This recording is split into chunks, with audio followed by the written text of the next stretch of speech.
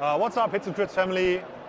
It's me, Dominic, from SPIEL in Essen, and yeah, I stumbled upon a very cool game that I'd like to show you or talk to the developer Arman too. And as you can see, I've been walking around and I saw these awesome boards, and I just had to talk to him and ask, what kind of game is this? So Arman, very nice to meet you. Very nice to talk to you. You gave me the rundown of what you're trying to do here, but please tell us again. So what is this game about, and what are you trying to do here? Fantastic. Likewise, it's been a pleasure meeting you guys. This is Butch and Bolt. It's effectively all about commando-style operations in World War II. The philosophy for the design behind it has been to create a rule set that is sandbox, and it allows the players to recreate any commando-style operation on the tabletop. Not ifs, not buts. If you've read anything about an historical account, a commando raid or operation, or something fictional loosely based on history, you can absolutely recreate on the tabletop. It's very tactical, it's tense, there's lots of friction in the decision-making process, and as you focus on the tactics, the narrative and the story just emerges. The way we've designed the operation packs, you also have secret mission briefings, which just elevates the game to a whole new level. And you have stuff like weather impact and so on, and random stuff that can happen. Like we were playing before on the Greenland map, and then all of a sudden, like there was a polar bear appearing, attacking the Germans, and we were like, wow, that's just crazy. How can this happen? Why? Right, yes. And this is so cool. This is so cool. And yeah.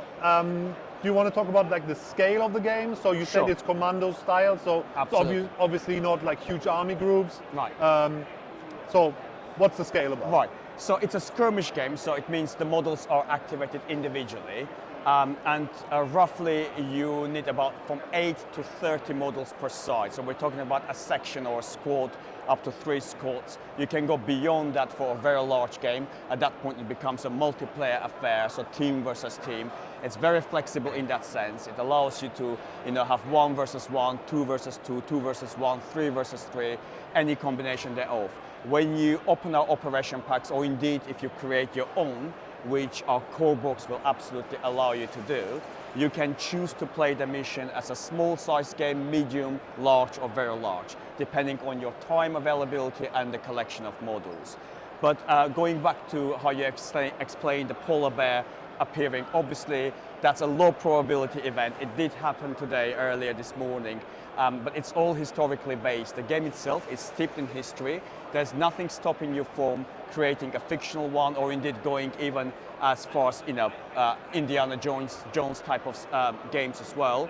But the idea behind it, it encourages you to utilize historically accurate tactics on the tabletop. And if you do that, you'll be rewarded with better outcomes. But the way the game works,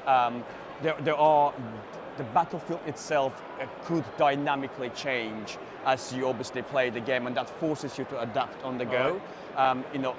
Being a tactical game itself, there's a lot of friction. You can't always achieve what you want your soldiers to do, and that depends on their skill set, but also all of those things changing and forcing you to adapt and change your tactics as well. Yeah, that sounds super cool. Also, like small things like that, you can shoot barrels and stuff, and they will explode. You can put satchel charges. You can like hunker down in houses and use them as defense and so on. That sounds super cool. Let's talk about the stage of the game. Where are you at the moment? We can see that you're on GameFound, right? Right, correct. And so you're still funding the game at the moment, or what stage of process are you at? So our preview page is currently up on GameFound. We are looking to launch around March this coming year, 2026. Everything is pretty much ready. We're just going to gauge the numbers, and off we go to mass production. So it's going to be a very quick fulfillment. The game is ready. We're obviously doing the final preparations to launch the campaign, but we are currently on GameFound. Please follow us there, and if you do and back the game as we launch, you'll get Operation Holzhacker for free, which is the demo game we played earlier today. We will have the core box within the GameFound campaign, which will include absolutely everything you need to play the game. So that's cards, the hardback, full color rulebook, tokens, templates, boards, booklets, everything you need to play the game except for miniatures and the terrain. Now, we don't want to restrict our players to a specific miniature set. They could absolutely use whatever they have in their collections. And typically, as I said, with the scale of the game, you only need about 20, 30 models and you're good to go. So that's super cool. I mean, there's tons of World War II games out there. Right. So you can basically pick any miniature range you like. You can take the models that you want. And most of the time, you just buy like one infantry box with like you have pistols and rifles and submachine guns, and then you're good to go. Yeah. That's super cool. Easy entry, I'd say. Yeah, absolutely. And the idea is to get your imagination run wild. So the game is, as you've mentioned, has so many optional, interesting rules that do not bog down the mechanics, but it's there for you to pick and plug in, for you to enable you to recreate any commando-style operation on tabletop. We've got rules for vehicles, NPCs, espionage, para-jumping, diving, swimming, scattered terrain, as you said, plays an important part. Lots of different things, and it's all there, again, not to slow down the game because the core mechanics is very streamlined, but it's just to allow you to recreate exactly what you need to do. So we've got a number of operation packs ready as well that will be part of the campaign. Operation Oak is one we, I think, spoke about earlier, which is the rescue attempt to save Mussolini atop the Italian mountain with gliders landing, Fallschirmjägers jumping out, and it's all part of the game. And that's all going to be coming out. You can take this to North Africa, Far East, Pacific. The weather plays a part. And it's all again designed to create those incredibly immersive stories as you play the game. Sounds very cool. Like loads of options, any scenarios possible, anything you can dream of. As you said, like you have the scenario packs where you can just play out of the box, kind of, sorta. Correct. Or you can create your own scenarios based off of historic things that have been going on. So I think that's super cool, and I think we'll be watching this very closely. As the last question, what's your personal favorite scenario? Which one is the one that gets your heart really beating and the blood pumping? Do you know what?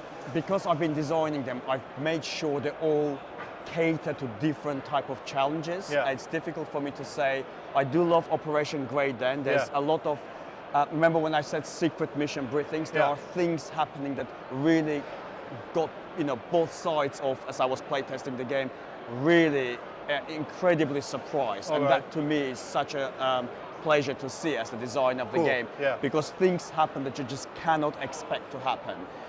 There's tons of replayability. Probably Operation Oak is also one of my favorites.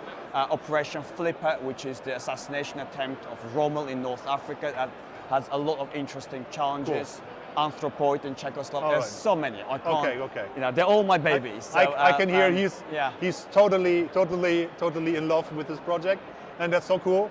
And I think we'll be following this closely. I'll have a look definitely. And right. So until we hear again. Thank you so much. Thank you very much. Nice to meet you. And it's been a pleasure. For all of you guys out there, roll those crits.